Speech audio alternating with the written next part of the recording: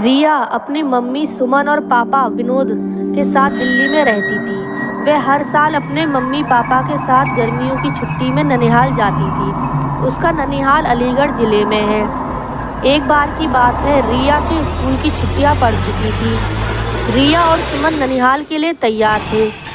विनोद को ऑफिस में काफ़ी काम होने की वजह से शाम की छुट्टी मिल पाई। दिन ढल चुका था। सुमन ने कहा, अब रहने दो, अब जाने का समय नहीं है, सुबह होते ही हम अलीगढ़ के लिए निकल जाएंगे। इस पर विनोद ने कहा, हमारे पास खुद की कार है, दिन ढल गया तो क्या हुआ, हमें कौन सा वाहन बदलना है। रिया भी जिद करने लगी, मम्मा अभी चलो ना, मुझे अभी नानी के घर जाना है। रिया और विनोद को बहुत जिद करने पर सुमन जाने के लिए तैयार हो गई थी, लेकिन अंदर ही अंदर ना जाने क्यों उसका मन घबरा रहा था। अब रात भी हो चुकी थी और इन लोगों की गाड़ी सड़क पर चले जा रही थी। रात की वजह से सड़क पर वाहनों का आना जाना कम हो गया था। विनोद कार चला रहा था। सुमन और रिया पीछे की सीट पर बैठे थे। जिस गांव में उन्हें जाना था वह गांव अलीगढ़ से करीब 20 किलोमीटर आगे था। वे अलीगढ़ पहुंच चुके थे। आगे का रास्ता कच्चा और सुनसान था। कोई आता जाता भी नहीं दिख रहा था। गाड़ी अब कच्चे रास्ते पर चल रही थी। थोड़ी ही दूर चलने पर गाड़ी अचानक रुक गई। रिया ने पापा से कहा, पापा क्या हुआ, गाड़ी बंद कैसे हो गई।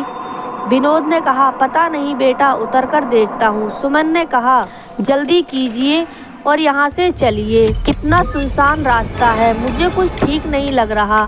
कार से उतरकर विनोद ने गाड़ी के बोनट को खोलकर देखा, लेकिन गाड़ी में कहीं कोई कमी नहीं दिखी।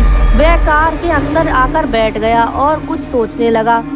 तभी सुमन ने कहा, क्या हुआ, चलिए ना। विनोद अभी भी कुछ सोच रहा था। फिर सुमन ने रिया के पापा के कंधे को पकड़कर जोर से हिलाया और कहा, क्या हुआ और क्या सोचने लगे। मैं कह रही हूँ चलिए यहाँ से, मुझे बहुत अजीब महसूस हो रहा है, एक तो सुनसान रास्ता, ऊपर से रात, जल्दी चलिए। तब विनोद ने कहा, मैं ये सोच रहा हूँ कि गाड़ी में कोई खराबी नहीं है, फिर भी गाड़ी क्यों रुक गई है, देखिए क्या पता गाड़ी स्टार्ट हो जाए। तब विनोद ने गाड़ी स्टार्ट करने के लिए चाबी घुमाई और गाड़ी स्टार्ट हो गई।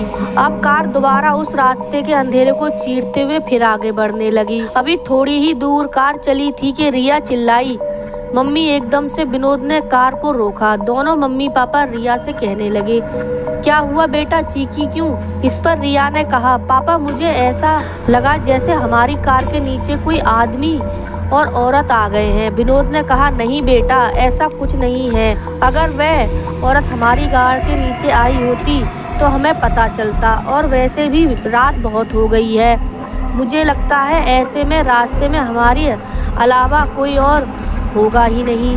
रिया की आंखें डर से फटी हुई थी और वह कह रही थी, नहीं पापा, ट्रस्ट मी, मैंने देखा उन आदमी औरत को। सुमन ने कहा, गाड़ी थोड़ा तेज चलाइए। गाड़ी की रफ्तार विनोद ने तेज कर दी। तभी कार के शीशे में विनोद ने एक डरावना चेहरा दिखाई दिया। उस डरावने चेहरे को देखते ही विनोद का हाथ स्टीयरिंग से छूटा और गाड़ी का बैलेंस बिगड़ने की वजह से गाड़ी इधर उधर चलने लगी। जैसे तैसे करके विनोद ने अपने आप को और गाड़ी को संभाला। तभी सामने एक औरत और आदमी दिखाई दिए जो गाड़ी रोकने का इशारा कर रहे थे, लेकिन विनोद ने गाड़ी नहीं रोकी बल्कि गाड़ी की रफ्तार और तेज कर दी, क्योंकि अभी तक तो वह रिया की बात पर विश्वास नहीं कर रहे थे। और अचानक से उन दोनों आदमी औरत का ऐसे कार के सामने आना और लिफ्ट मांगना सुमन और विनोद को डर से भर देने के लिए काफ़ी था।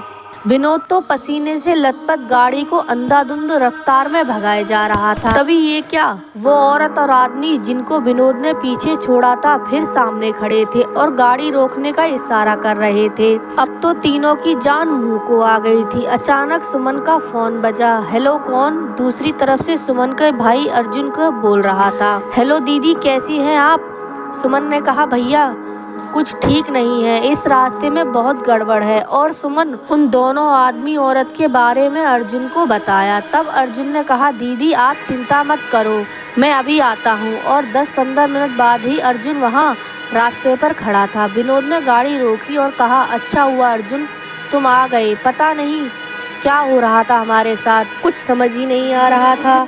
अर्जुन ने कहा, कोई बात नहीं जीजाजी, मैं आ गया हूँ ना, अब आपको कोई प्रॉब्लम नहीं होगी। अर्जुन ने अब कार में बैठा और कार को घर की तरफ चला दी। अब तो मानो जैसे सुमन और रिया का डर अर्जुन के आ जाने से हवा हो गया था। अब सब लोग घर पहुंच चुके थे। अर्जुन ने कहा, लाइए जीजाजी, कार की चाबी मुझे दीजिए, मैं पार्क करके आता हूँ, आप अंदर जाइए। विनोद ने कहा, ठीक है, और चाबी अर्जुन को दे दी।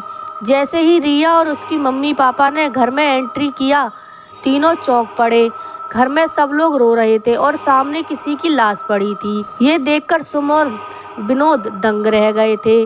क्या हुआ घर में और हमें? अर्जुन ने कुछ बताया नहीं। सुमन की माँ रोते हुए सुमन से कहा, बेटा तेरा भाई अर्जुन अब इस दुनिया में नहीं रहा। इतना सुनते ही सुमन और विनोद और रिया के पैरों तले जमीन खिसक गई। सुमन को विश्वास नहीं हो रहा था, क्योंकि जो भाई घर के बाहर तक उसके साथ था, घर में उसकी लाश पड़ी हुई थी। ये देखने के लिए कि कहीं ये मेरा वहम तो नहीं, सुमन ने अर्जुन के चेहरे से कफन हटाया। हाँ, ये सच था, सामने जो लाश पड़ी थी वह अर्जुन की ही थी।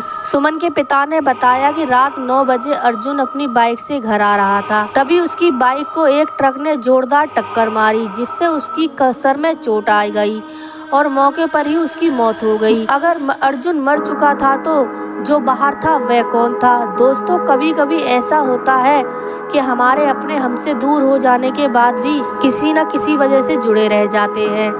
जैसे घर के किसी सदस्य में मरने वाले की हद से ज़्यादा प्रेम, या और बहुत सारी वजह हो सकती हैं। इस कहानी के बारे में अपनी राय देना ना भूलें। मैं फिर लौटूंगी ऐसी ही कहानी के साथ। तब तक अपना ख्याल रखिए। धन्यवाद और मेरे चैनल को फॉलो करिए।